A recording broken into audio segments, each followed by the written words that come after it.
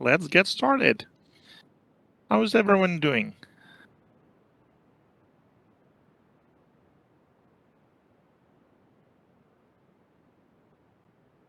Pretty good, and yeah, I'm doing well, thank you. Yeah, it's that time of the semester when it's not the very beginning, so hopefully things got shaken out a little, but it's still before the first batch of midterms, hopefully. But someone is already stressed. Oh, too bad. What are you stressed about? Is it this class or are the classes or both? What are the hidden test cases on the homework? I got 89, 81 out of 90, 80 out of 90. Okay, so yeah, good advice. So someone suggested go to office hours. TAs can help. So hidden test cases are usually some edge cases or just for this homework they are pretty much directly derived from the homework handout. So there are 6 errors that you're supposed to handle, and those hidden test cases are testing some of those errors. So what I suggest, if you're not getting full credit from the auto grader, first thing, and this is something that if you ask IT a question or if you ask me a question, the first thing we would ask you to do is, well, show me all your test cases that you developed. And at the minimum, you should have all test cases that target their. And someone is not muted, but I cannot see whom. Okay.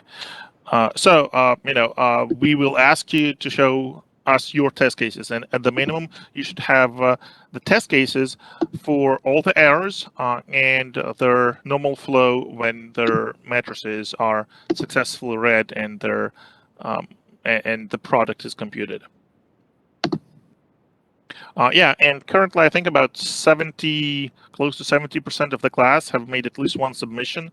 And the average auto grader grade as of right now is like 94%. So most people a lot of folks are getting full credit. So if you're not one of them, please do not stop here. It is totally possible to get 90 out of 90. If you need help, we are here to help you. And of course, it's your choice. If you want to let it go, it's up to you. We're not gonna be insisting, but I definitely recommend that that you talk to us if you cannot find what is wrong. Okay.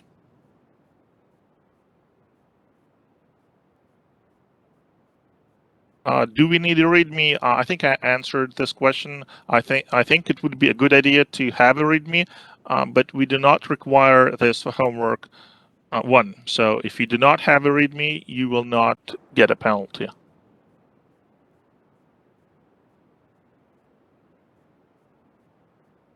Yeah, confetti is nice, right? You get it when you get full credit on the first submission, so it's really cool. Yeah, it's kind of Easter egg. I don't think it's documented anywhere, but people already know that's what you are going to get if you get full credit on your first attempt. Should we free the matrix memory for an error case? So I think we discussed it, and the general answer to that is you should try to whenever possible. But if you cannot do this without violating some of the requirements, like we tell you that, excuse me, that you cannot change the main function, then of course do not violate the requirements.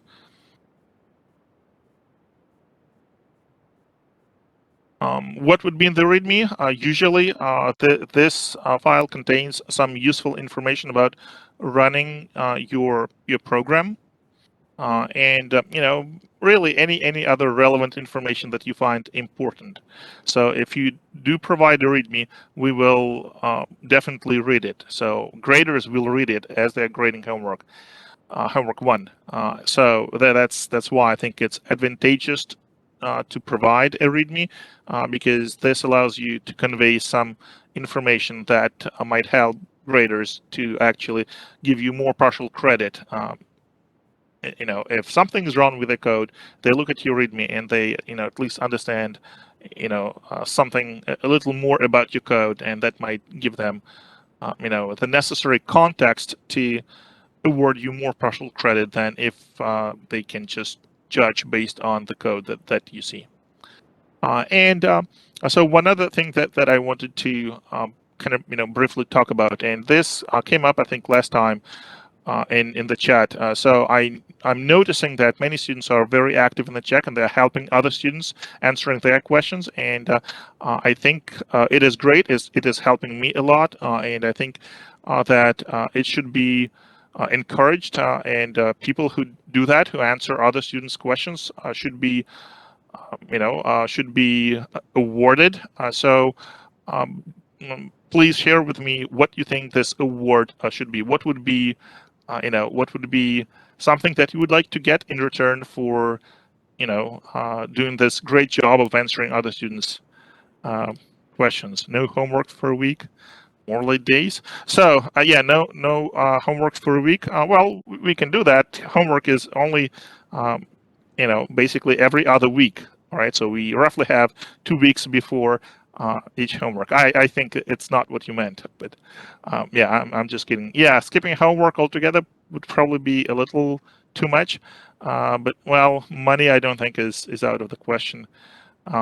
Candy, I mean, we are, we're holding our lectures over Webex, so I can offer you virtual candy. I don't think it would cut it. So some kind of extra credit or additional late days, I think, is totally possible. And so I'm just wondering how many people would be interested in this, or how we should generally organize it. I think last time someone mentioned have a group of students whom we call panelists, and who help other students in the by answering their questions in the chat. So I think that's a good idea, and we can then have, if we have more students than we really need for any given lecture, we can have those people rotating. So some people are panelists on Tuesdays. Some people are panelists on Fridays. So yeah, please, yeah, the return of lecture panelists. True. So yeah, please let me know what you think. I'm willing to do it in the most beneficial manner for you folks. So just let me know what how you would like to handle that. Of course, it's going to be extra something, right? So if someone doesn't want to participate in that, their grade is not going to suffer. So it should be some some extra treat for for this extra work. Automatic 100 on the next exam. Well, I don't think that's possible. Unfortunately, yeah, I think that would be a little bit too much. Okay. DS used the Q&A feature on Webex so that people could ask questions directly to panelists. Yeah, so I think we have Q&A here as well. At least I can open Q&A in Webex. Can someone, just for the testing purposes, can someone ask a question in the Q&A? Okay. All right. Yeah. So yeah, Q&A works. I can see the question there.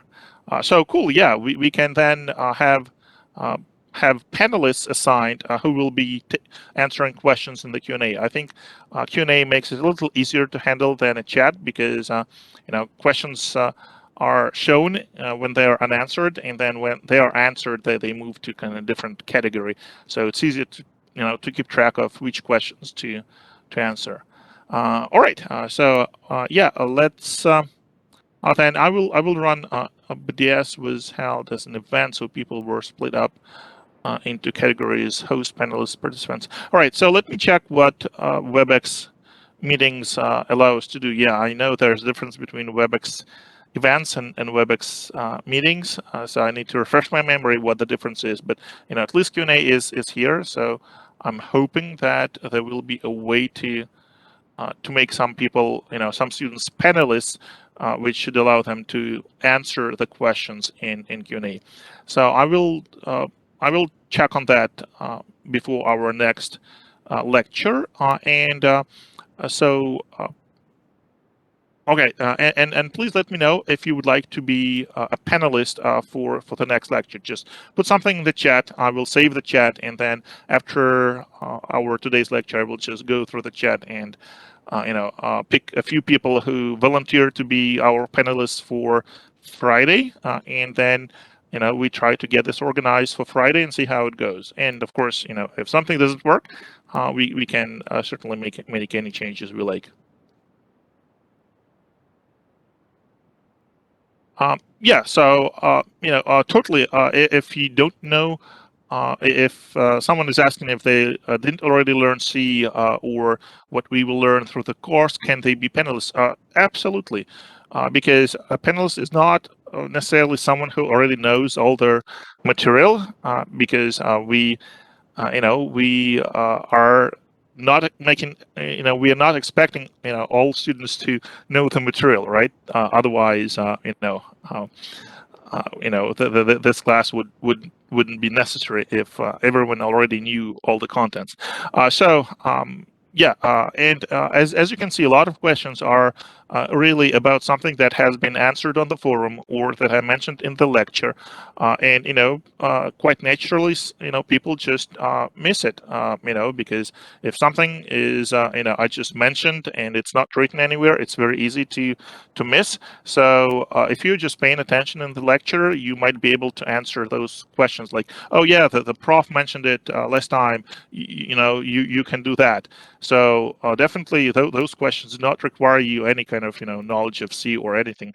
But even if the question is technical specific to the material, you can still answer it most likely by just finding the information yourself. Like someone asked, like, how do I know if the file that I opened has size of 0? Right? Even if you don't know the answer, you should be able to find the answer pretty quickly. Test, write a simple program verifying that your answer is actually correct, and then give that answer to whoever asked that question. So I think that would benefit both you because you will learn something new, and the person who asked the question. Other lecture examples files for today's lecture? Oh, yes, there are. I guess you don't see them? Okay, I guess not. Let me then see what happens. Just give me 1 second. Well, maybe a little bit more than 1 second, and let me see what happened. Lecture 3, lecture 4. All right. So let me upload them one more time. I don't know what went wrong. Lecture 04. Release is now, and let me just drag the files. Bear with me. Sorry about that. And thank you for reminding. Notes. And here we are.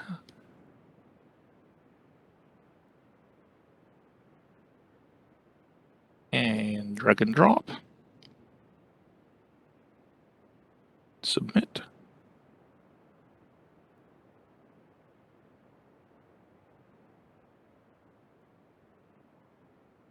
Okay.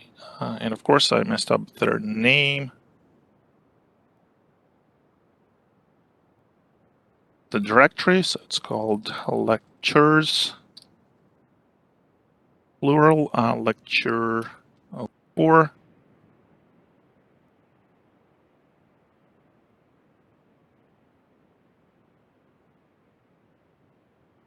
Drag and drop, submit. All right, checking. Come on.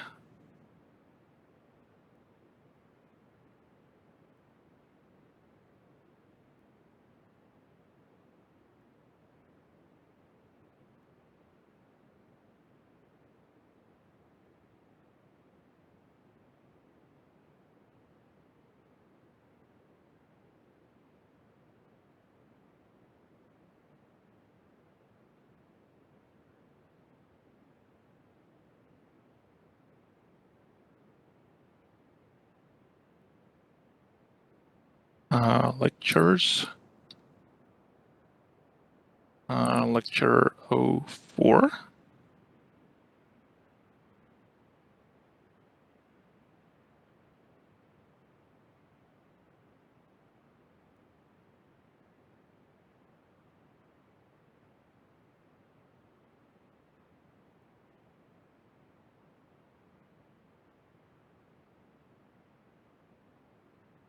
Okay, and I think I accidentally killed the first 3 lectures. So let me, sorry about that again. And let me see if I can upload them back to lectures. Unfortunately, Submitty doesn't make it particularly easy to change something if it hasn't been uploaded correctly. Lecture 03. And it does not allow you to load multiple things at once, so multiple directories. So I have to do a lecture by lecture. But I'm almost done. Bear with me. Lecture 2.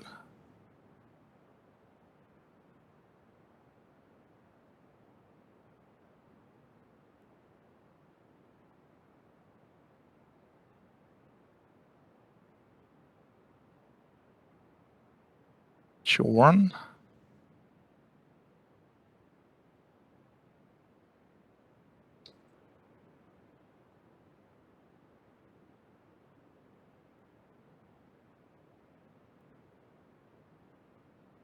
All right, I believe I restored everything, and lecture 4 is there as well. Okay, yeah, please check that everything looks good now. All right, exam 1 grades.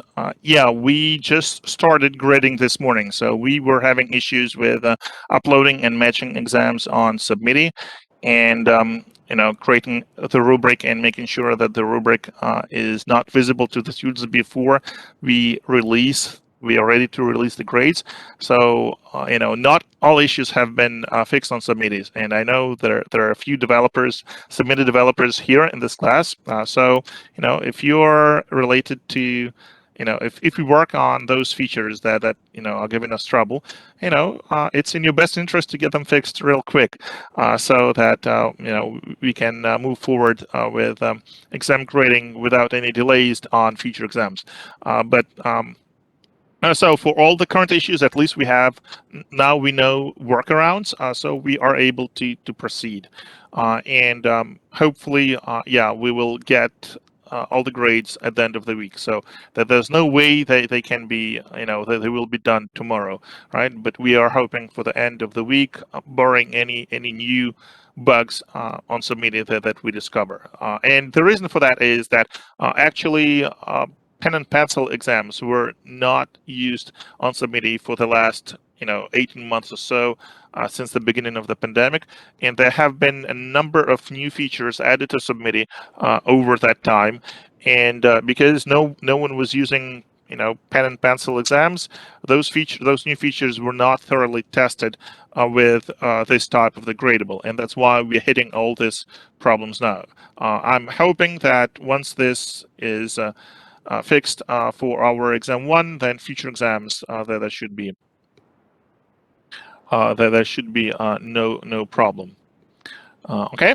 Again, sorry about this delay, but we are working on this. We'll try to get your grades as soon as we can, now that we actually started grading. Yes, there was one poll last time that we didn't get to, and it will be part of the lecture today. No, it's not going to be lost. I'm very I'm very fragile, so I'm trying to use whatever I create. I'm trying to use and reuse, and so it's definitely not going to be lost.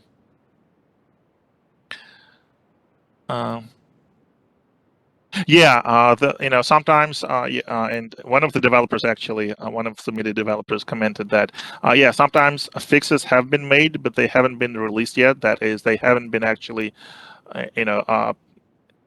put on their production server because it requires, some checking and verifying that this new fix doesn't break something else. So yeah, just bear with us. Hopefully, we are over all the problems on the first exam, and then future exams will be just trouble free. All right. And then our so we are in the third week, so it's lab 2 coming up tomorrow. Their handout has been released. There are 3 checkpoints, and the overall theme is Indianness. So please, I recommend that you at least read through the handout before you go to the lab tomorrow. Just to understand the content, the context, and just to know what you will be doing in that lab. All right. So that's. I think that's. Yeah, let's go over our polls from last time, and let me start sharing something. Submitty polls. So last time, lecture 3, poll number 1, 182 responses. Very good participation. And yeah, most people say that problem 4 and problem 5 on their test were the hardest problems, which I think I agree, right? Problem 5 was fixed all errors in the given code, and problem 4 was writing the code where you had to select the correct prototype for the function to make sure that their addresses are passed, the pointers, rather than their values themselves, because that function was supposed to use scanf to fill in to enter the values for those variables based on what the user typed in there on the keyboard. I agree. Those were probably 2 hardest questions, but some people were noticing that problem 1 was also hard, although it was supposed to be real easy. I thought anyone who were in the first lecture would know those answers without really even referring to the syllabus. But we shall see how the results turn out. Let me make sure that I am able to see the chat now that I started sharing.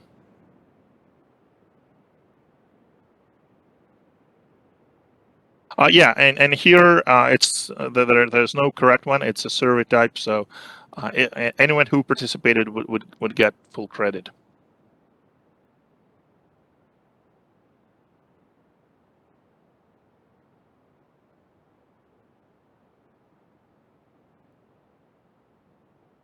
Okay, and then our second poll. Let's see.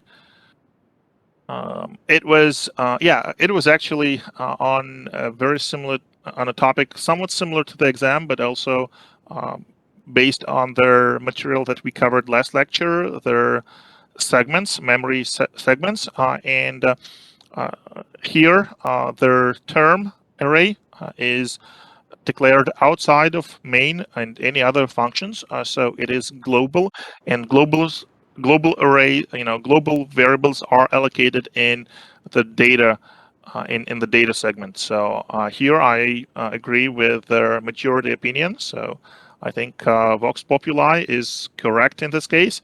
So it's data, because stack it is only used when we are within a function. So and all the local variables and all their arguments of the function are stored in the stack, and when the function returns, that stack is reclaimed. So that stack is no longer available, right? It will be used by another function for that function's local variables and parameters. Yeah, it's data 113.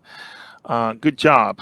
But even if you didn't get it right, you learned something new, hopefully, and you still get half a point towards your late days. So, and here's the last one. It's username. So, it's username and password, but password was not in any of the options. So out of the options listed, you need to know the username. So again, I think Vox Populi is correct here. User ID, we were talking about it. It's internal to the system. It's numeric. So just for their, for computers, in many cases, it's easier to deal with numbers than with characters. Think about domain names and IP addresses. That's the same kind of thing, right? So computers prefer IP addresses, although humans prefer domain names because they are easier to remember. Same with username and user ID kind of thing. So it's username, and group is not required to log in if you logged into any Unix system, and it's the same for Windows, right? So you're not required to enter anything but your username and password. So primary group and additional groups may be attached to your username, but you don't have to enter them when you log into the system.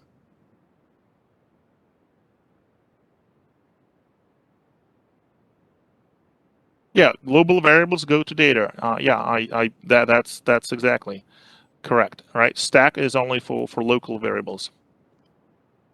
Would an initialized variable inside main be on the stack or data or both? Stack. So yeah, someone already answered. Yeah, I confirm it's going to be a stack. All right. So those were our polls from last lecture, and finally, let's move on to our today's material. So let's see what we have. What I have. Oh, a couple of things. Yeah, I wanted to mention that would help you with the lab and. So as I mentioned, it is going to be about endianness. Why do we care about endianness, and what is endianness? Endianness is basically the way you write in memory values that are more than 1 byte long. So we assume here that memory is byte addressed. So each byte of memory has its own address. And then when you have, let's say, an integer, the size of integer actually varies, and their C standard does not specify the exact size of an integer. If you go to one system, usually an older system, you might find out that integers are actually 16 bits, 2 bytes on those systems, right? Such systems are rare, but it is possible. So it is considered to be a fairly major inconvenience of the C standard that, unlike, for example, a Java language specification, in that C does not specify, and the same goes for C++, it does not specify the exact size of data types. It specifies the sizes of the data types as inequalities. So it says something like short int is at least as large as short int, and long int is at least as large as short int, and something like that. So it does not say int is 32 bits. It says int is no smaller than short, and that leaves a lot of room to play for their implementers in the sizes for the data types that they decide to implement on a particular system in a particular compiler. Uh, so and that is that is actually why languages that were developed later, like Java and the entire set of .NET framework languages like C#, they that they give their specific number of bits for each of the primitive data types, just to avoid this problem. So anyway, let's assume that an integer is 32 bits, 4 bytes, and then the question is, how do we store those bytes in memory? So do we store their least significant byte first, or do we store their most significant byte first?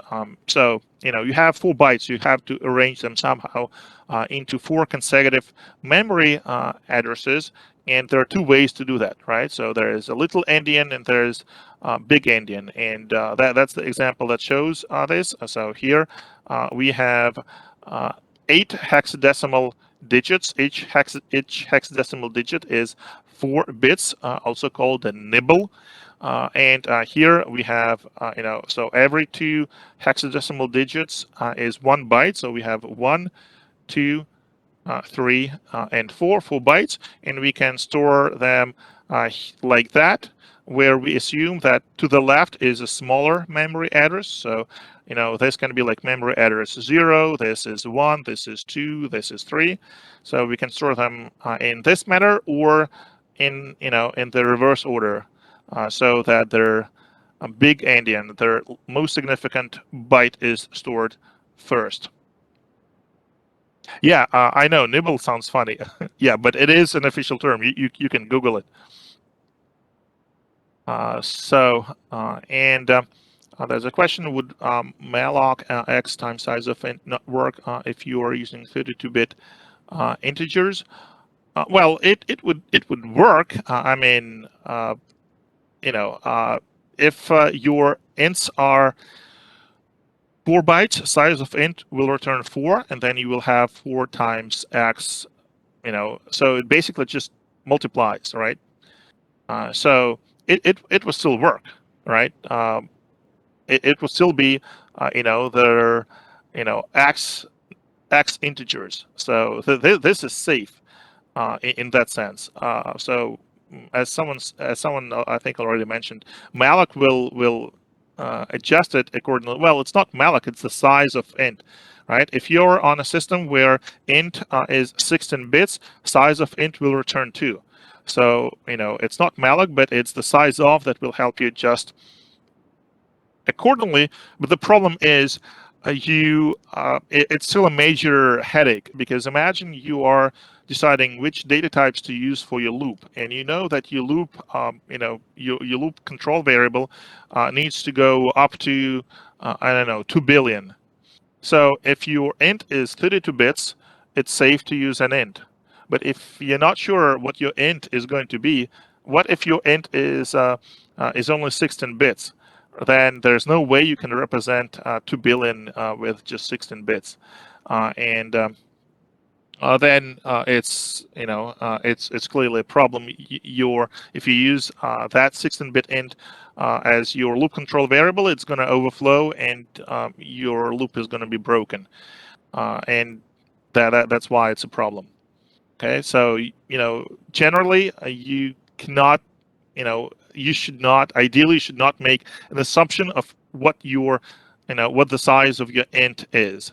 But if sometimes inevitably you have to, right? Otherwise you wouldn't be able to write a single loop in C. So in real life we can kind of say, we assume that this code is to be run on systems where int is 32 bits, but still it's something that should bother you a little, or something that you should keep in the back of your mind.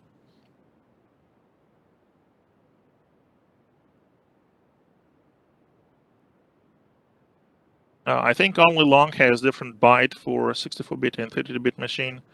No, so like I said, int is there were systems that had 16-bit ints, and the craziest thing there, back then, is that on the same machine, you could you can compile your C code, and it would use 16-bit ints, and you can run it, you can compile it on the same machine, and it could use 32-bit ints. It was back in the times when there was this transition from DOS to Windows, and Windows was a 32-bit system, whereas DOS, the previous operating system, was a 16-bit system. And on that system, ints were 16 bits, whereas on Windows, ints were 32-bit. 32-bit ints. So that was that was crazy. So on some architectures, that was impossible a long time ago. So but still. All right, so X78. So this 78 is a hexadecimal byte, and it's just the value where each hexadecimal digit is directly corresponding to the bit sequence. So 8 would be in binary. It would be 1000. So it's 4 bits. Their most significant bit is 1, and the rest, the remaining 3 bits, are zeros. So it's not the floating point. I believe it's just an integer. We will deal with floating point values a lot later on in this course. So their internal structure is a little bit more complicated. We will talk about the format for representing floats and doubles. It's a so-called IEEE 754 standard. We will spend a great deal on that. I'm sure some of you, are going to like it. Some of you are going to hate this, because it's it's a format that has several fields that you need to be aware of. Yeah, I'm not trying to scare you, but just wanted to give you a heads up. So integers in that sense are very easy. All right, so this is big endian and little endian, and there were some systems, notably some IBM PC early personal computers, and that had this mixed endian, where for the reasons of optimizing memory access, those systems were using memory chips that could read bytes in swapped order a little faster than in non-swapped order. So in those systems, their bytes within a 16-bit word was swapped, and so that was given a certain optimization, a certain performance boost, but it was even more confusing. But for the most part, this is history, so we're not going to even mention mixed endian anymore. How do you know what order to put it back into? So that's exactly the point. You have to know what endianness the system is, and it depends on the hardware, and it also depends on the operating system. And to make things even more complicated, some processors, in fact, quite a few more modern processors, have configurable endianness. So you can actually configure the hardware, the processor, to be either little endian or big endian on demand, so that you can use it in any system that you like. So in this case, there are 896 digits are the least significant. So this hexadecimal byte 78 hexadecimal is their least significant. So in decimal, yeah, it's this 896 is the least significant. The 3 least significant decimal positions, that's their least significant. If we talk about the hexadecimal representation, so those are least significant, and this end is most significant. Why is it so? Because the value of this number is mostly determined by the least significant bit, the most significant bit, right? So this one has a much greater weight that it introduces to the overall value of the number than this least significant bit, right? This least significant bit is just 8, right? Whereas this one is actually 1 times 16 to the power of the number of the byte. So this is byte 0. This is byte 1. This is byte 2. This is byte 3. So the weight of this byte is 12 hexadecimal times 16 to the power of 3. All right, so clearly it has a much higher weight. All right, this number is definitely larger than 78 hexadecimal. Okay, so that's that about big endian and little endian. And yeah, please feel free to ask questions to your lab TA and lab mentors to make sure you get this topic right, and all the questions are answered. All right, so 1, 2, 5, 6, 3, 4, 7, 8, 1, 2, 3, 4, 5, 6, 7, 8 would be stored the same way. Well, two different numbers will not be stored the same way in memory if their endianness is the same. So no. So I think the answer to your question is no. These two numbers would not be stored the same way. There is nothing indicating ordering, but each system is going to have its endianness. It's going to be little endian or big endian. Most of the systems that you are likely to have access to these days would be little endian, but there are still a few big endian systems around. And like I said, there will be systems, processors that allow you to configure endianness. And if you want to find out the endianness, so on Linux there is this lscpu command that you can run, and it tells you byte order little endian. So that's how you can verify it.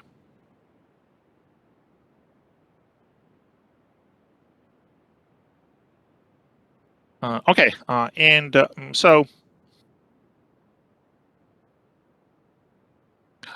yeah, and there are other ways to check, of course, programmatically, right? So you can actually write a value and then look at the first byte or the rightmost byte and see if it is the least significant or most significant. So sure, there are many different ways to find the endianness, and yeah, if you Google it, you're gonna find plenty of them. All right, and then somewhat related to endianness. So there is this hex dump tool that allows you to look at any binary file in as as a set of values of numbers of bytes in hexadecimal, and that makes it easier to see to look to pick inside the binary file. So let's play with this lec0201 file that we created before. So cat is another useful command. It stands for concatenate, but it can be used just to print out the contents of a text file. So we see this is a very basic call, very basic program calls sqrt, nothing else. So let's compile this with this lec02c. And remember when we talked about this math library and -lm flag for the compiler, we were saying that, and it was in one of the polls, I think in like lecture 2. So we were saying that this code is going to compile but fail the linking. But if we just run it like that, gcc lec02, lec0201, that's what it's called. It kind of fails right now, so it's not immediately obvious that it's the problem with the linker, not the compiler, unless you look at this line here that says LD. LD is the linker, it's not the compiler. So how can we verify that? Well, the most convincing thing to do would be for me to compile this code and show that it actually compiles. And we can do that if we specify a -c file, -c flag to GCC. It says compile but do not link. So if we compile, you see that it compiles perfectly fine, and we can see that a file with an O extension was created. This is a so-called object file. It is a binary file that contains their compiled code. Can we run this file directly? Well, let's see what happens if we try to. And you see it says exec format error. So it is the binary file, but it cannot be run directly because it hasn't been linked to all the required libraries. So just my main basically compiled, and there's nothing else really. So their implementation of SQRT has not been linked, and therefore it is missing, and therefore we cannot run this object file. So if we try to do hex dump on this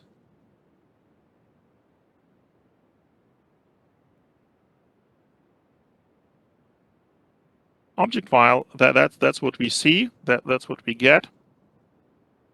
Okay, and you see other contents of this file. So this is the very start, and one of their commands that I give you in addition is the head command. So this head command allows you to just look at their beginning of their beginning of the output and skip the rest. So let's say we want to concentrate on .o. At the beginning of our binary file, we are interested in this part, which is actually known as the header. Okay, and in addition, if we want to kind of see whether those binary, whether that binary file contains bytes that can be represented as characters, you can specify this additional -c capital C file to hex dump.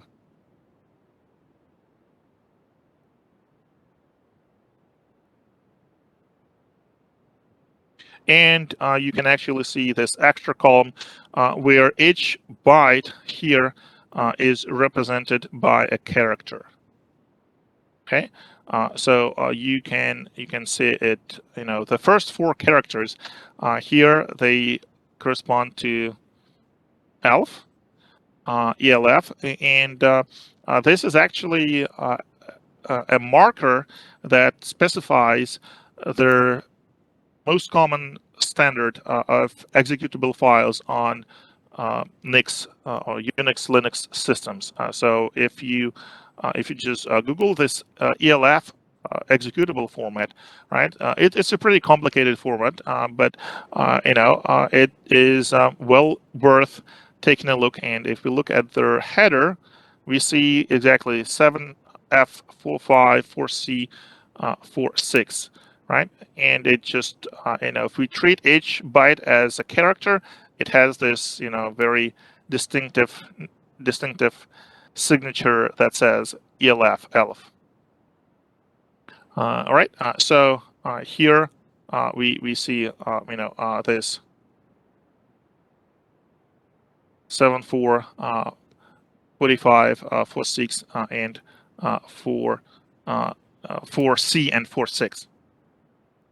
So how do you know that what these codes correspond to? You can actually look at their ASCII table, and here is, and you will need to do this in your lab as well.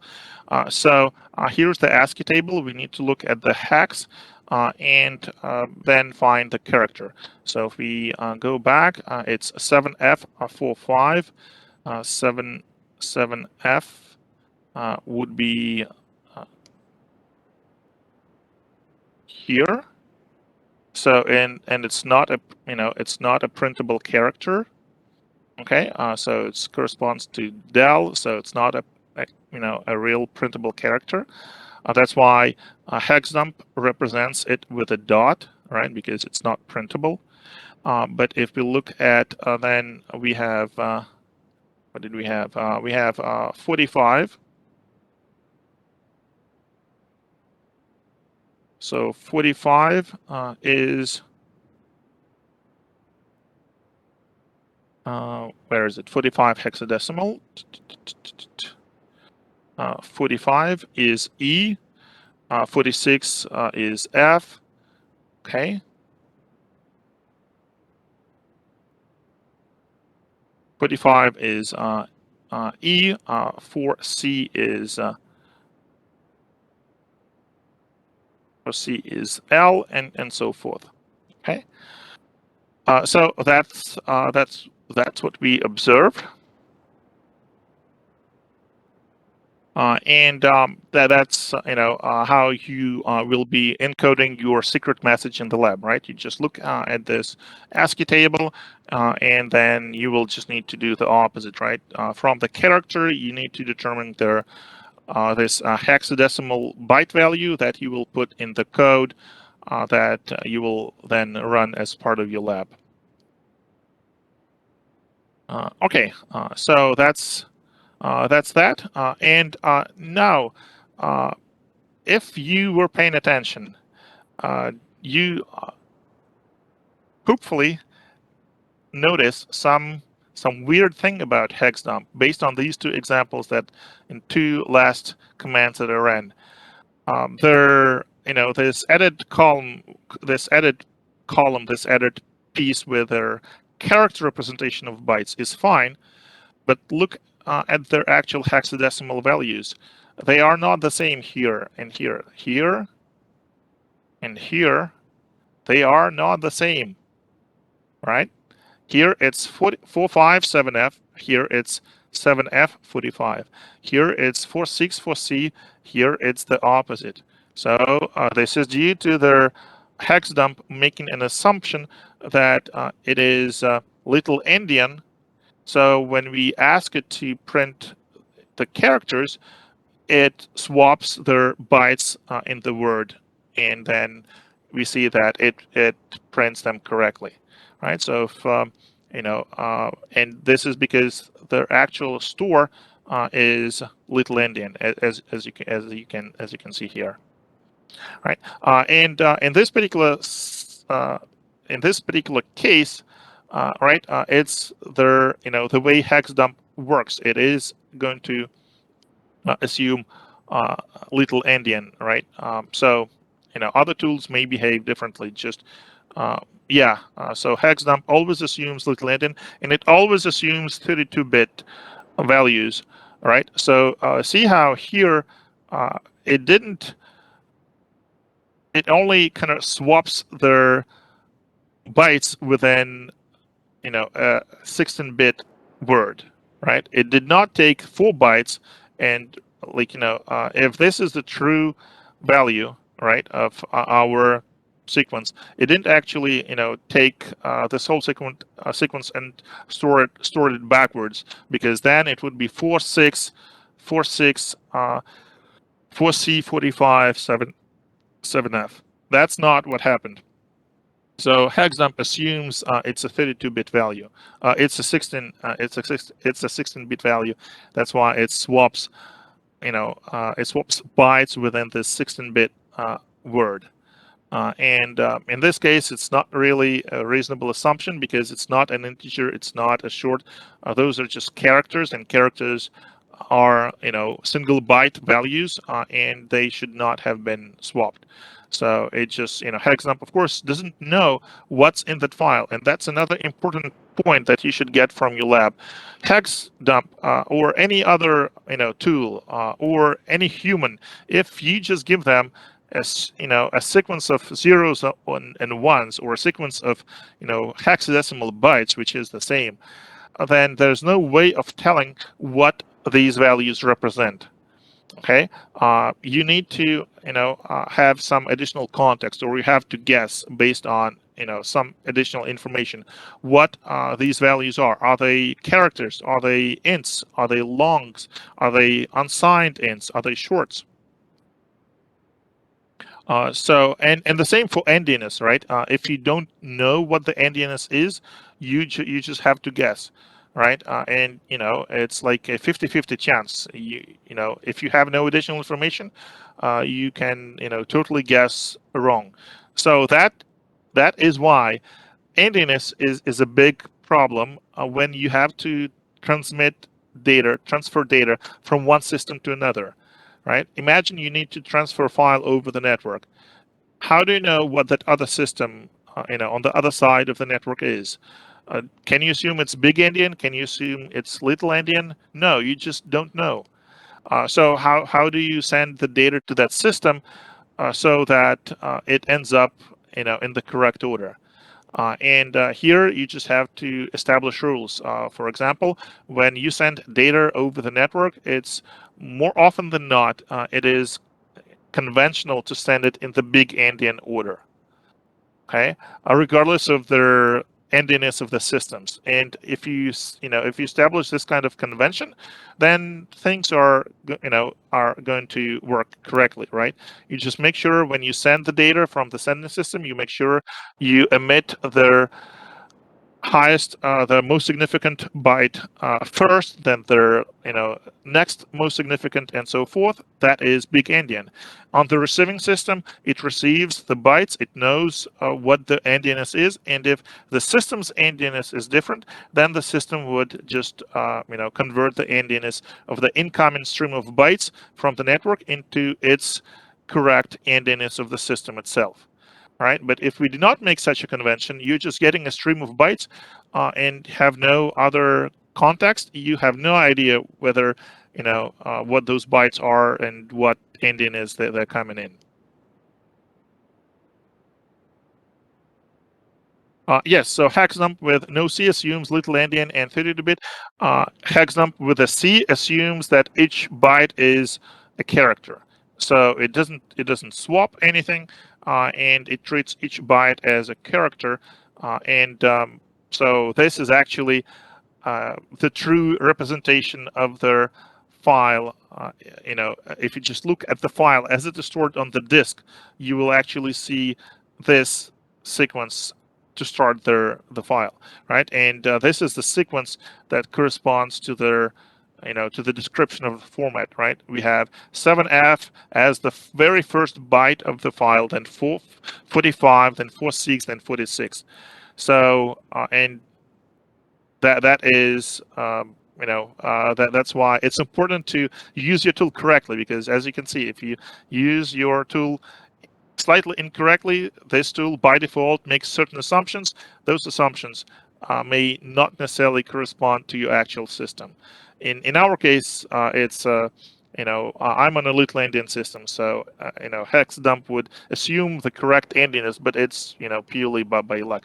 I'm not exactly sure how hex dump would work on a big endian system, right? I don't know if it is smart and it will be able to detect endiness, or it will just assume little endian if no additional flags are specified. Yeah, it's crazy. It's a big headache for software developers. When you need to transfer files, uh, that is a problem. When you need to send data over the network, that is a problem. That's why we spend so much time talking about it, right? Because you're becoming more experienced developers, so you have to now see that files and data do not just stay within a certain system, a certain machine all the time. More often than not, we need to transfer data, and that immediately triggers the endianness problem. Okay, so that's and so that was my example showing that this lec02 underscore 01 is clearly an executable file. So ELF is the format for executable files. But we see that we cannot execute this file directly because it is objective code, the code that has been compiled, but it is not ready to be run. It's in the correct format, more or less, but it's not complete. We need to link it to make sure that it gets all the libraries. So if we go back to our compilation code and add -lm to make to compile and link this, our source code and link it with all the proper libraries, including math library, and the output file would be called aout. And now we can see that both aout, which is the file that we can run and we can verify that we can successfully run it, and this O file that we created previously, they are not the same, they're different. And you can see that their aout file is larger because it has this statically linked library functions inside that a.out. So this a.out contains the code that implements SQRT function, for example, whereas this object file does not. And you see that the size of this object file is much smaller than the size of a.out. And if we look at a.out with a hex dump, we would see that, yeah, at least based on their header, it's the same format. It's the ELF file. Like I said, it's a standard Linux file, executable file format. It's different on Windows. Please make sure that is clear. So on Windows, you have your exe and an older com formats for executable files. So their format of executable files is different on different operating systems. So if you just copy this a.out to a Windows system, it's not going to run. Because there's no compatibility between systems at their level of binary executable files.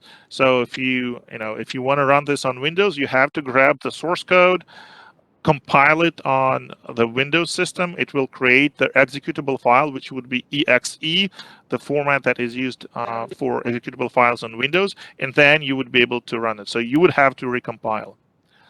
On Mac is basically Linux. So I mean, more than Mac OS, right? Older systems, it wasn't the case, so their operating system was different. But quite a few number of years ago, Mac OS actually switched to become a flavor of Linux, if you will, or at least Linux, or at least Unix, if you will. So Mac OS, you can, for practical intents and purposes, you can almost treat it as a normal Linux. Okay, so finally, let me remove this a.out. So we are back to our object file, which is not runnable as is. So is there any way we can, because we just compiled our source code into this object file, what if we want to use this object file and then do linking as a separate stage, right? Previously, we saw that you can do compilation as a separate step with -c. Can we do linking? Sure thing. You can just say lec02. So I'm going to link this object file, and I'm going to link it with the math library. So the executable that will be created should be ready to run. So you see it's a.out, and I run it and it works. Okay. All right, so you can clearly we see that compilation and linking are two different processes. GCC conveniently combines them into one, when they can, but if it cannot, it will give you this error, and then you can deal with each stage separately. You can compile separately and then link separately. And when linking, you can link multiple files. So, you can just list more O files if you want. And this is just an example of static linking where the code from all object files is combined into this large executable. It's not the necessarily most efficient approach. So you might have heard there are shared libraries, and so they would have an .so extension, and there are also dynamically linked libraries. So we are probably not going to talk about them that there's just not enough time in this course. There are so many interesting things that we need to talk about. But I just wanted to mention that, yeah, static linking is just one way. The simplest way. You can also have dynamic linking. All right, so that was that, and now let's go back to what if we didn't need to a link -lm? Would it just be GCC? Yes. So if there were no dependencies, you just do GCC lec02_1.0, and yeah, it would link the file. It would create the correct executable. All right. And we are back to our slides. So can you see my slides, folks? Okay, so we talked about session startup that you need to specify username and password, and it typically opens their shell, or if you have a flavor of Linux that, well, if your installation includes their GUI, then it would typically load the desktop, but then you can always open the shell by just opening a terminal. All right, and so then I'm just curious, which flavor of Unix or Linux are you using for this class? Clearly, you need one to practice everything that we're talking about. And this is actually our poll, so you don't need to answer for free. You can actually earn points towards your. But let me just check. Is it poll number 1? Oops. Hold on. Let me check. Oh, come on. Oh, come on, Submitty. Okay. No, it's number 2. Sorry, the order is a little messed up. Come on, Submitty, load it. So I think it's poll number 2. No, it's poll number 3. Nope. Sorry, I meant to change the order, but I forgot. Yeah, so it's poll number 4. So let's do this poll, right? And yeah, so I'm just curious what their most favorite distro is among you folks in this class. And if you haven't installed some Linux environment yet, please make sure that you do. All right, you need to practice those things. I only gonna go through slides very quickly. We are a little behind, and you need to practice all that stuff definitely. Okay, yeah, and which distro is the best is another holy war. Yeah, now going to go into that. All right, so next thing is the notion of the home directory. So I think we mentioned it before. Home directory on Unix systems is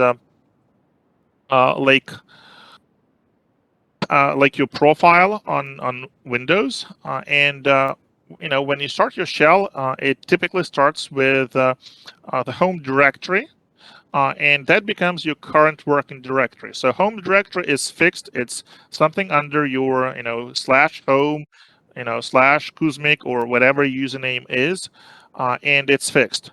Current working directory is where you currently are in the file system, right? And you can change current working directory. So when you do cd, you change the current working directory. And if I'm back to my terminal. Can you see my terminal now? Okay, cool. Yeah, so pwd, very easy, print working directory, right? So it prints the working directory, the directory where I currently am. And depending on how your prompt is set up, the current working directory may be shown up in their prompt itself. So doing pwd might be unnecessary. But if you are in your home directory, so this tilde is the shortcut for a home directory. So you know you're in the home directory, but what exactly that directory is, in your file system. So in cases like that, it's very convenient that you have pwd, because it will tell you exactly where you are without any aliases, just the true directory name where you currently are. So with and every process, right? And process is the program that you're running, right? When the program is something that exists on the disk, right? So you compiled your code, you got this executable file. That's what you call a program. But then when you run this program, it is loaded into the memory, and then a number of additional data structures is created to support the process of running your program. And all those memory structures are commonly referred to, collectively referred to as a process, right? So process is the image of your program loaded into memory with additional data structures that are necessary to maintain the life of your running process. So every Unix process has a notion of the current working directory. So if you do not specify, for example, where your program saves the file when you do, fopen and then fwrite, then by default it will be the current working directory.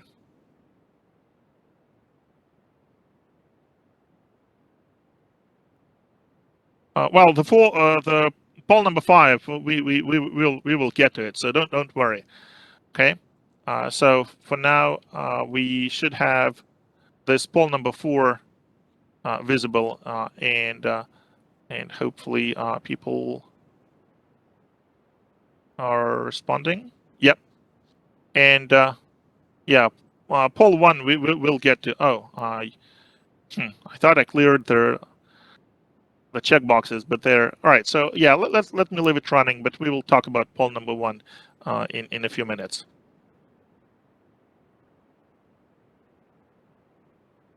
Okay, so the shell is, basically the soul of their terminal. So that's what you interact with when you open the terminal. You interact with a shell. It's the shell that prints a prompt, and the prompt is,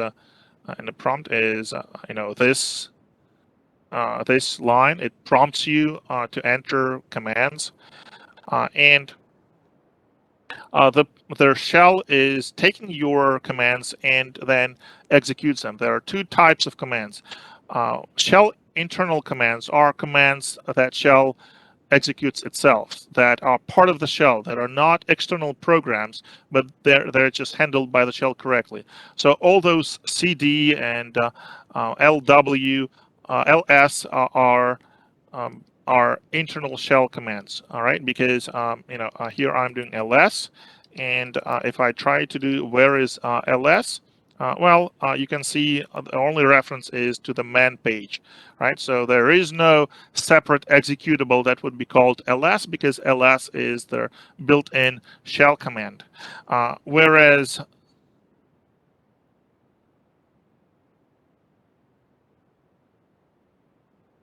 hex dump, in contrast, you see it's an executable under usr bin, user bin, hex dump. This is the executable that I can run, and we've seen that you can run hex dump without specifying the path, because usr bin is already included in the path environment variable. But you can totally do usr bin hex dump, and it will run. So it is expecting some. And I can just do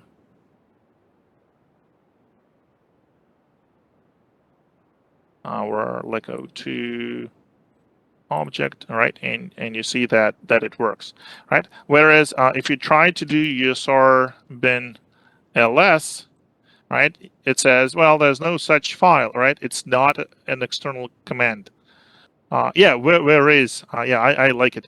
And yeah, a couple other commands. So you can ask who, okay, to find out their username. And I love this even more. You can even ask questions very philosophical questions like who am I, and Linux will give you an answer. It will tell you who you are. So I love this. Bin ls. Well,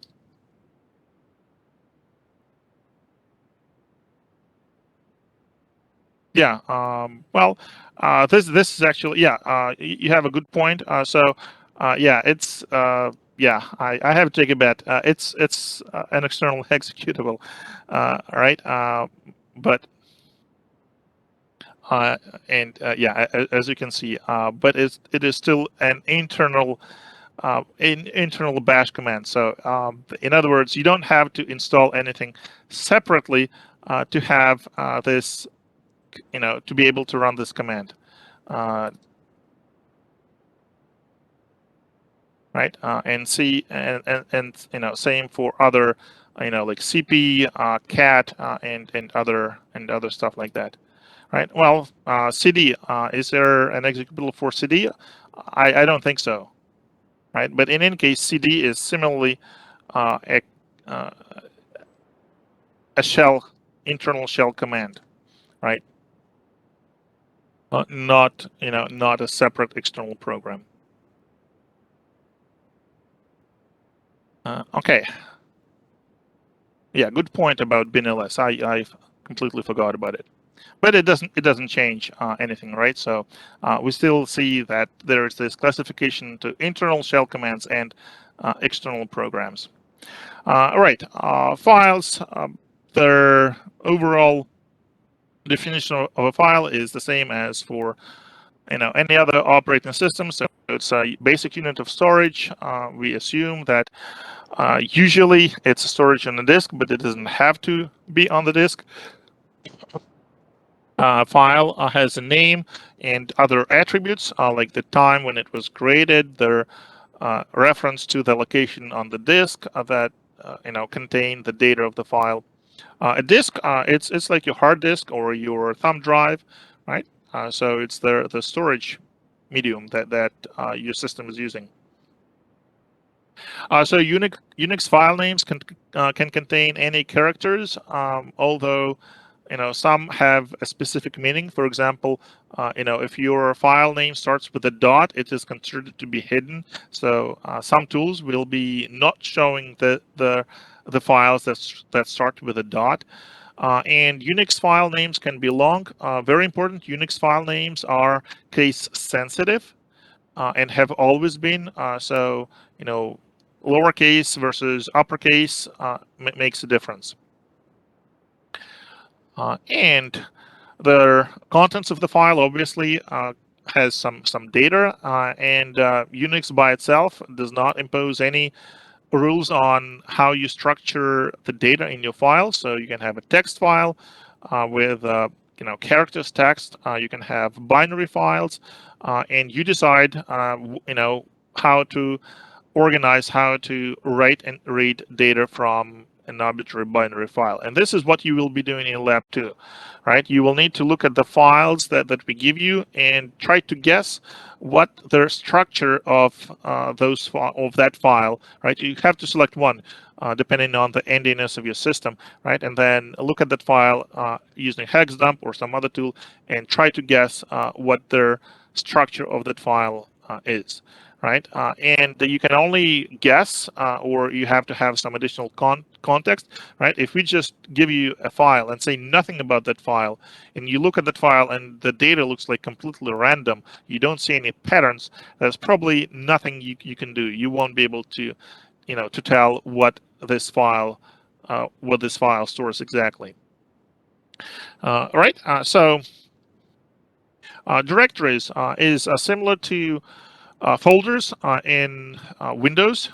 It's just a different terminology. Directory is a term that is common in Unix, whereas Windows uses folders.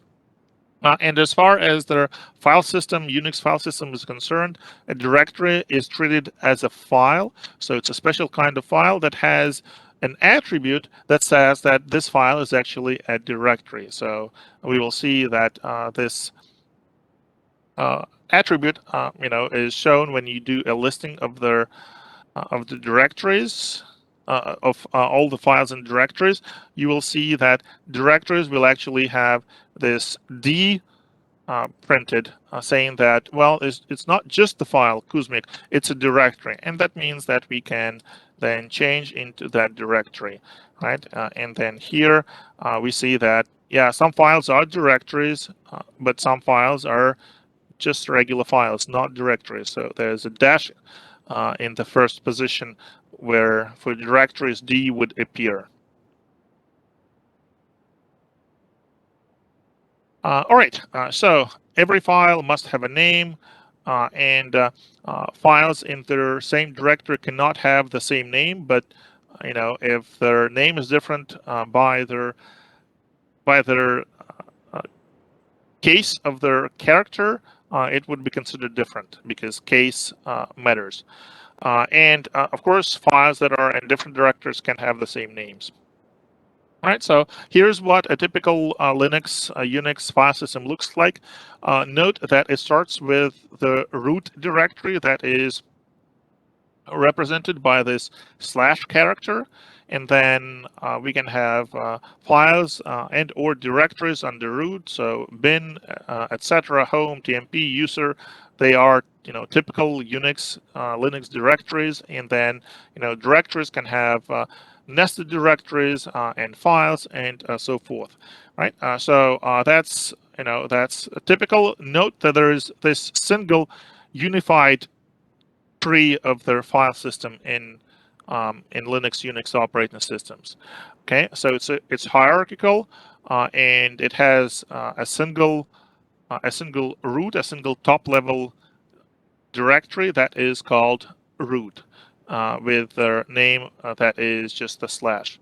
And it's somewhat different from the Windows systems, and we will get to that in a few seconds.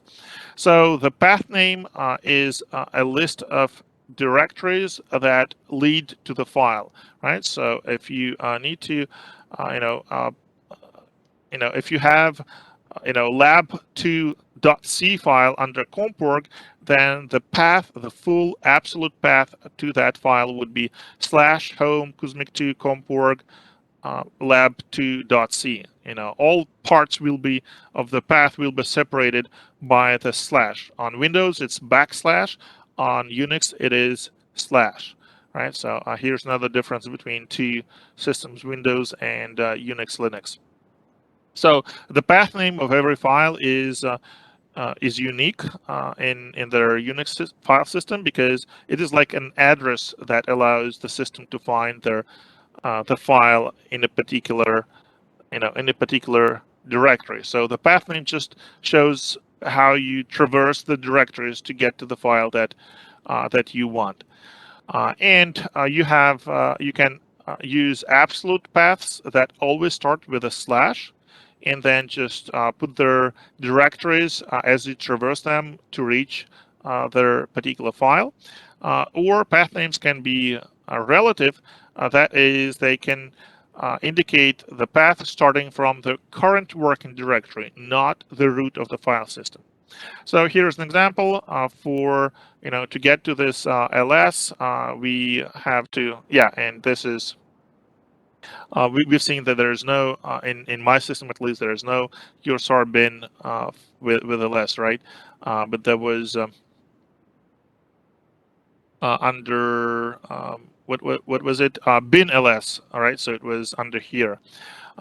Anyway, so from the root we go to USR bin, and ls is right there, right? And syllabus file or directory, we can't really tell from this example, would be the absolute path /home kuzmik2 comporg syllabus, right? If it's a file, then we can just try to edit this file or output this file, or if it's a directory, we can then put another slash and continue referring the path to the file that we need under the syllabus directory. So absolute paths we already covered. They start with this slash, meaning that it's a full path starting from the very top of the file system tree, from the root. And we can have relative paths that are relative. So, for example, if my current working directory is Kuzmik2, all right, then I don't really need to put their full home Kuzmik2 comp.org path, right? Because I'm already halfway there. I'm at the level of Kuzmik2, so I can just say from the current working directory Kuzmik2 descend into comp.org, and then from there go to syllabus. Okay, so the relative path does not start with their slash, as you can see. So this thing comp.org syllabus is exactly there is exactly an example. This one is exactly an example of a relative path, right? So it's relative because there's no slash here, and the same file syllabus, right, or directory syllabus can be represented by their absolute path. If we do home Kuzmik 2 comp.org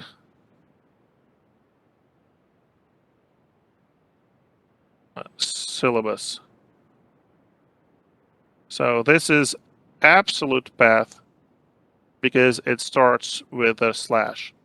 Okay, and both, in this sense, both paths are equivalent because they all lead to the required file, syllabus, whether it's a directory or an ordinary file.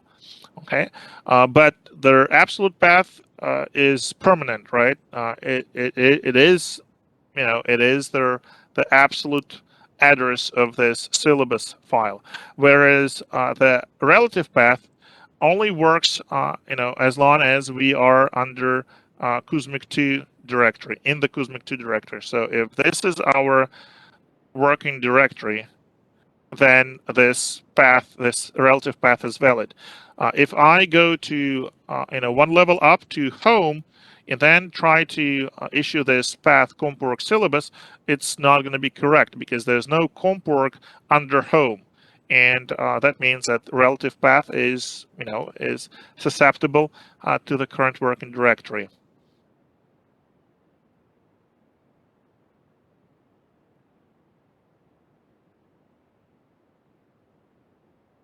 All right, and ls stands for list, is a command that allows you to list the contents of any directory. So you can run it with no arguments like that. It gives you the files in the current directory. You can specify the directory where you want where you want the files to be listed, like slash usr. So slash usr is an absolute path. And you can also specify additional flags like AL to print all files, including hidden files, although there are none, with additional information about the owner and the permissions. So we will talk about that in a minute. And for example, if I'm in my current directory and I do ls, here are the files and directories that I see. If I do ls-al, you can see that I'm getting a lot more files because quite a few of them start with a dot and they're considered hidden by their ls tool. So if you don't specify that you want all files, it will just skip those files, right? So it will make an impression that those files are not there, although they really are. So be careful with that. Make sure that if you want to see all files, you specify additional flags for the ls command. All right, so on Windows, their concept of a file system is slightly different. On Windows, you have partitions or disks, and then each disk would have a letter, a drive letter, like C, D, F, H, and so forth. This is not how it is on Linux, or any Unix. So on Unix, you have a unified directory. You have a unified file system, and you can mount parts of the file system that reside on different physical partitions or different physical disks, so that after mounting, they still form the same, this unified tree. So by just looking at their directory structure, you cannot tell on which disk or which partition a particular directory is stored. You can do that with additional commands, but not with just things like ls. Okay, and therefore there are no disks, right? Disk letters as in Windows, right? On Windows you have not one root but multiple roots. Each root corresponds to a particular disk or partition. On Linux, Unix systems, you know all parts, all pieces of file system are combined into this single directory tree, single file system tree.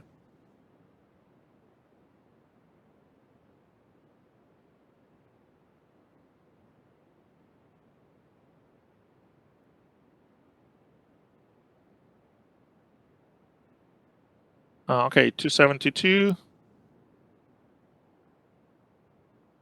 Yeah, this total, I don't think it's the number of files. I'm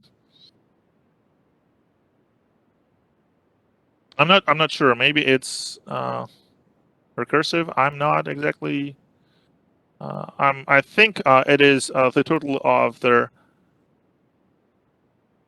of all those. All right. So I need to double check. I'm not exactly sure what this is. Okay. I will check and get back to you. All right. Then moving on. So there are two special path names: dot for the current directory and double dot for the parent directory. So quite often you can do things like change to one level up, right? CD double dot. So we are in home, and that is quite common. What about the dot? The dot is commonly used when you need to execute a program from the current directory. So when we were in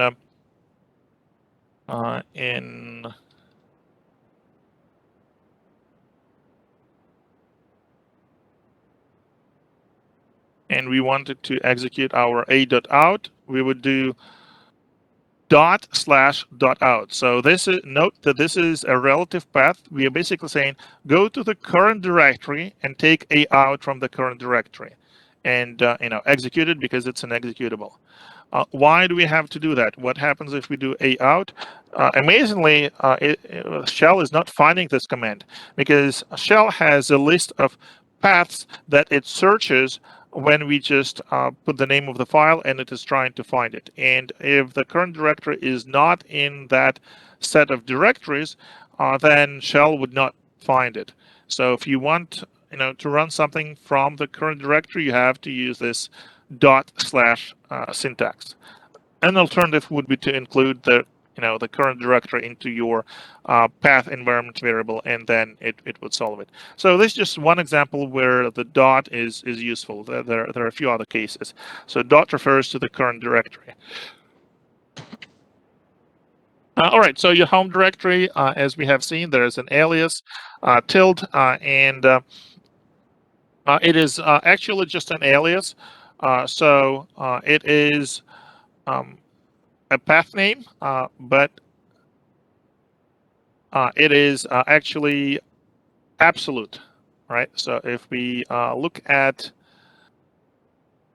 what happens when we do cd cd tilde, and then what if we print their current working directory, we see that it is actually an absolute path.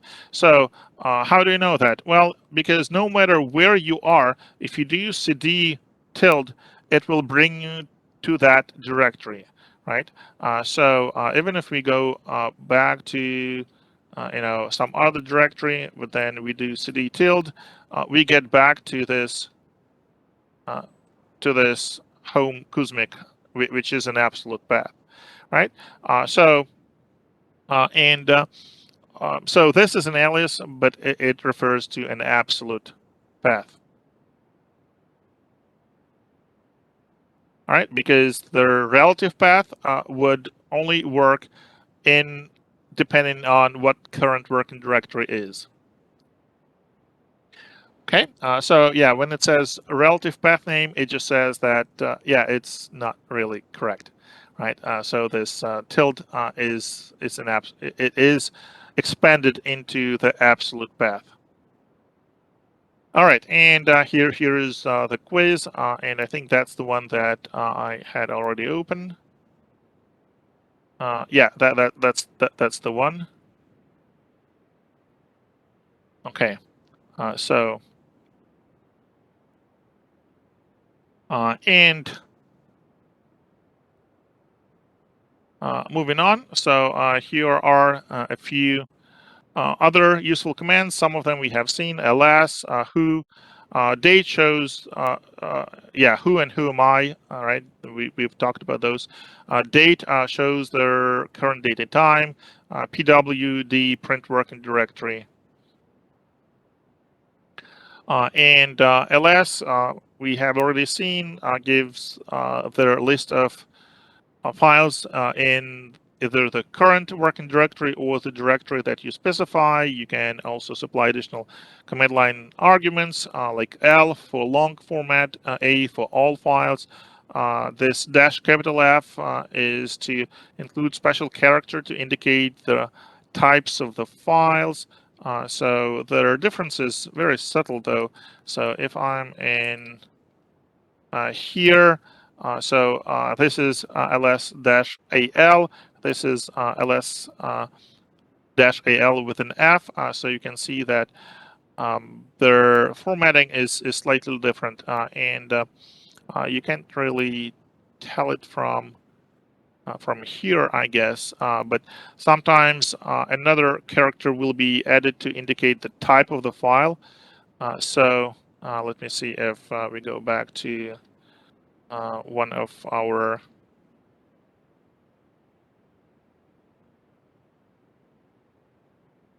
lectures. Yeah, so you can see this star next to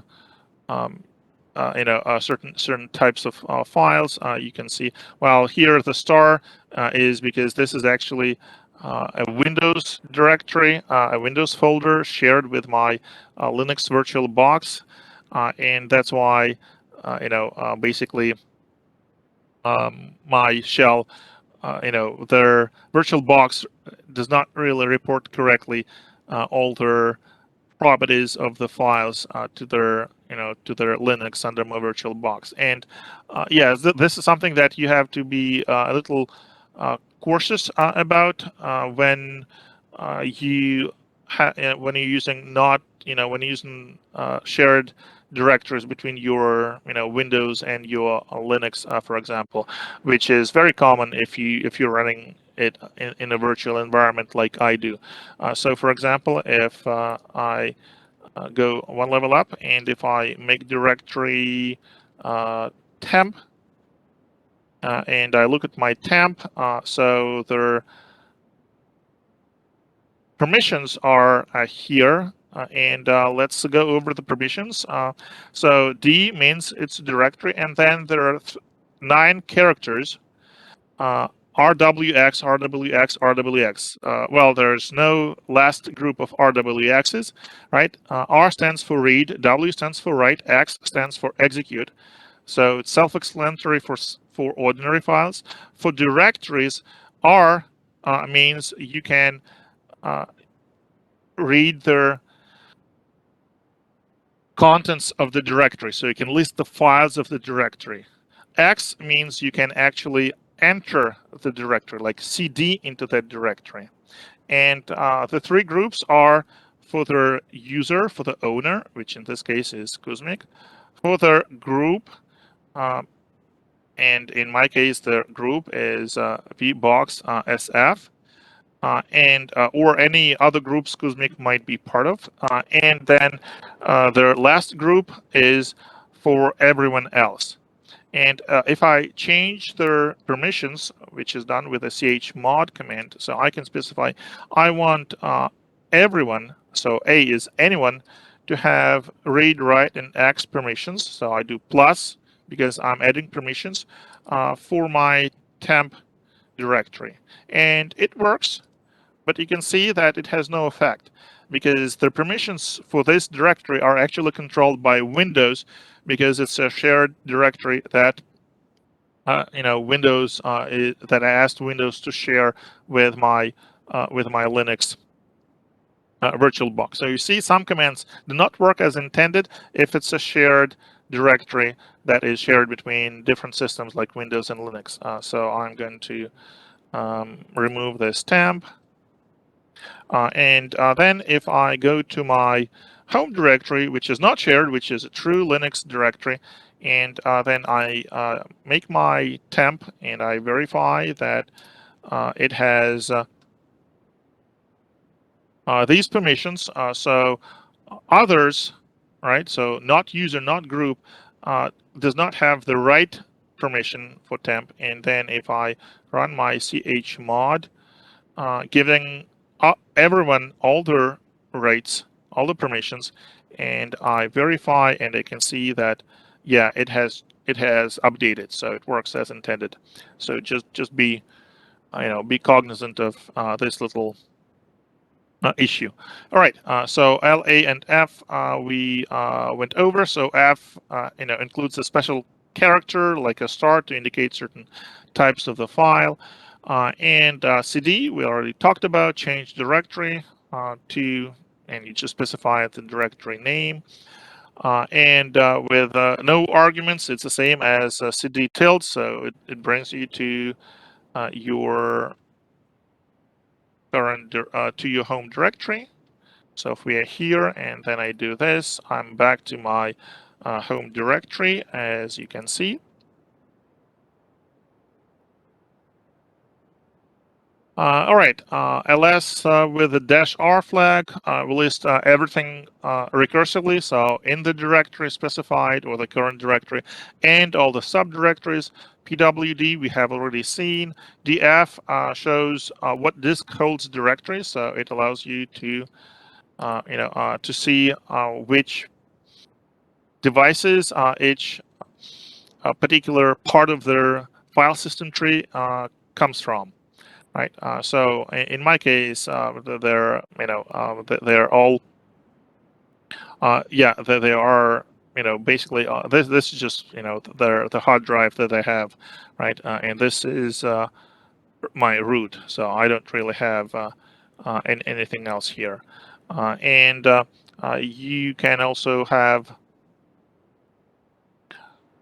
yeah, so there's another useful command. Du stands for disk usage, right? So it tells you which files and directories, how much space they take. So you can have du-h to specify size in human readable format, so kilobytes, megabytes, and so forth.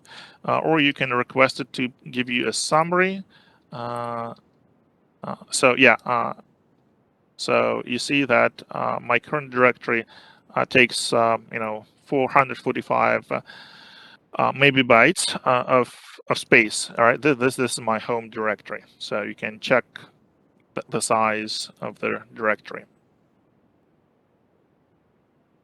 All right, CP is used to copy files. Pretty self-explanatory.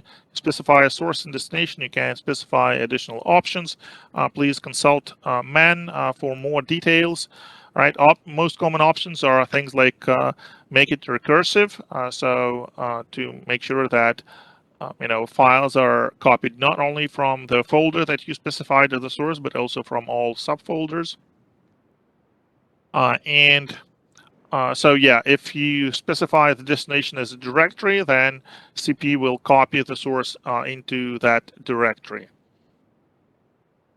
RM is used to remove or delete files. So again, RM is followed by a list of names of files that or directories that you want to remove. And you may usually want to specify a -r flag to make sure that removal can be recursive, especially in case of directories.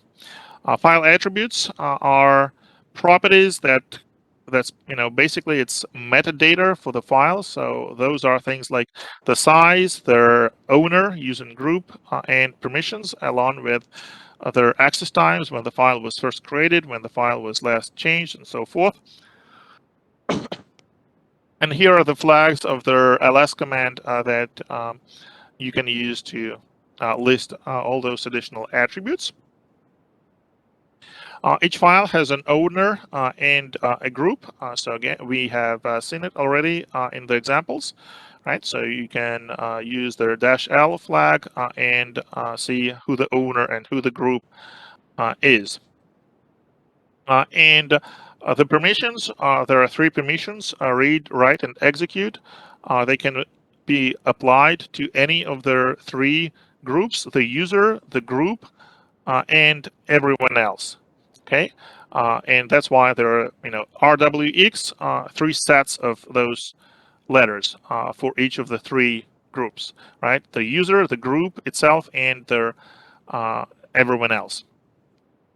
Yeah, so we have already looked at their output of ls and how this and what the permissions mean, right? Then, right, so the dash here means it's not a directory, and we have seen if there's a D here, it corresponds that it says that this file is a directory. So, these 3 values are for the owner, these 3 are for the group, these 3 are for everyone else.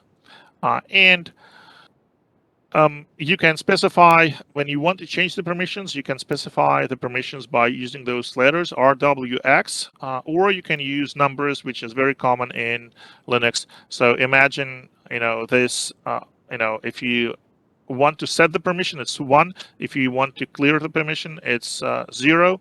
And you just treat this as a 9-bit, binary value, and then you encode each 3 bits as a separate digit, right? So with 3 bits, their maximum is 7. So if you do 777, it's like you are setting all those 9 bits. If you do 000, it's like you are clearing all those 9 bits. Okay, so the same set of permissions applies to files and directories. Interpretation is slightly different.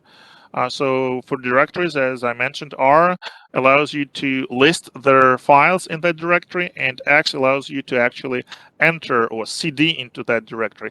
W allows you to add and remove files. There are other attributes, particularly the sticky bit, but we are not going to talk about it right now. So to change permissions, you use chmod, change the mode of the file, you specify the new mode and the file. These abbreviations stand for user, group, other, and all, where all means U, G, and O at the same time. Plus, minus, equals. Plus adds the permission, minus removes the permission, equals sets the permission to what you specify. Okay, and here are some examples. Here we change the permissions on foo by saying that we do not want group to have an execute permission. So we remove X permission from the group. And here we remove read permission from the user. So after that, even the user, the owner of their file would not be able to read the file. So it is possible on Linux, right? It's very flexible. Other useful commands: make directory, remove directory, self-explanatory, touch, change their file timestamp, and you can be used to create a new blank file from scratch. And cat, we have already seen, it allows to concatenate files, but in their simplest form, you can just use it to print out the file to the terminal. All right, so here is our next pop quiz. I know we are almost at the end of the lecture, so I will keep this, our today's pop quiz is open for, a couple hours or maybe until the end of the day, so that you have time to answer them. Okay, so here you need to answer which permissions you need to have the minimum permissions to be able to see this file, some file, in directory test if you just do ls test. There some file permissions are fixed, you cannot change them. These are possible options for the permissions on the directory on test.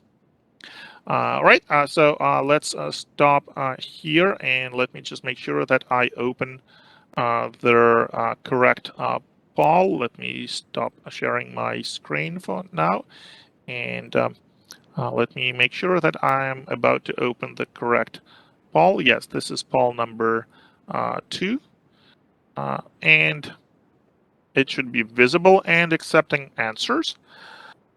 All right, and that's it for today. We next time we start with shells, so it's a good logical place to stop for today. Thank you for attending this lecture, and thank you for being active on chat, asking questions, answering questions. Have a great day. Don't forget about the lab tomorrow, and I'm looking forward to seeing you all on Friday for our last lecture on Linux and Unix and commands and shells and all that fun and exciting stuff. All right. Have a great day, guys, and talk to you later.